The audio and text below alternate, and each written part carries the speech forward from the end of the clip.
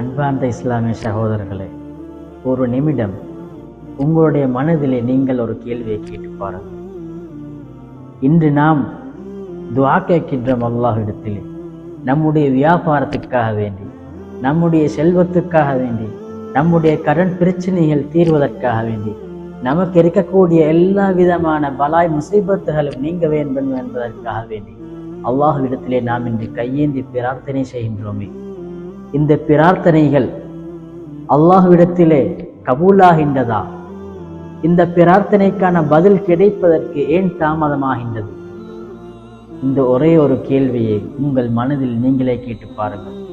பெருமானார் ஸல்லல்லாஹு அலைஹி வஸல்லம் அன்னவர்கள் அழகான முறையில் ஒரு உதாரணத்தை சொல்லி காட்டினார்கள்.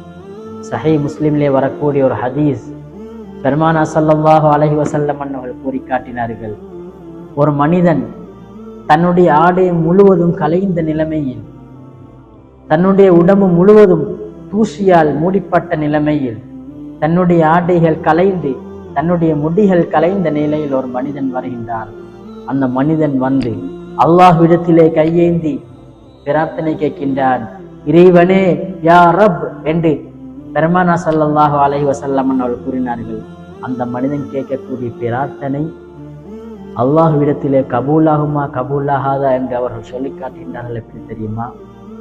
அவ்வளவு களைப்புடன் வந்த அந்த மனிதன் கேட்கக்கூடிய துஆ, ஆனால் அந்த மனிதன் சாப்பிட்டிருக்கக்கூடிய உணவு ஹராமான உரை, அந்த மனிதன் அணிந்திருக்கக்கூடிய உடைகள் ஹராமான முறையில், அந்த மனிதன் வந்திருக்கக்கூடிய விடயங்கள், கொண்டு வந்திருக்கக்கூடிய பொருட்கள் அனைத்தும் ஹராமான முறையில் சம்பாதித்தவைகள்.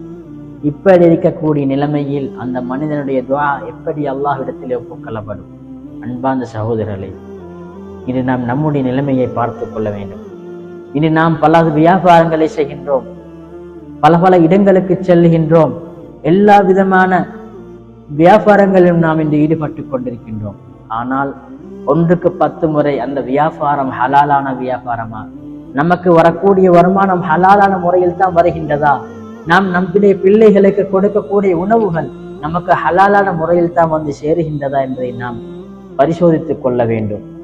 நாம் சாப்பிடக்கூடிய ஒரு குடி உணவு கூட ஹராமான முறையில் இருந்தால் அந்த ஒரு குடி உணவின் மூலமாக நம்முடைய துஆ கேட்கக்கூடிய வாயில்கள் மூடப்பட்டுவிடும். அதே போலதான் நாம் உண்ணக்கூடிய ஒரு உணவு ஒரு பிடி அளவாவது ஹலாலான முறையில் இருந்தாலும் அந்த ஒரு பிடியின் மூலமாக நம்முடைய துஆ கேட்கக்கூடிய பல வாய்கள் திறக்கப்பட்டுவிடும். அன்பார்ந்த சகோதரர்களே, அமல்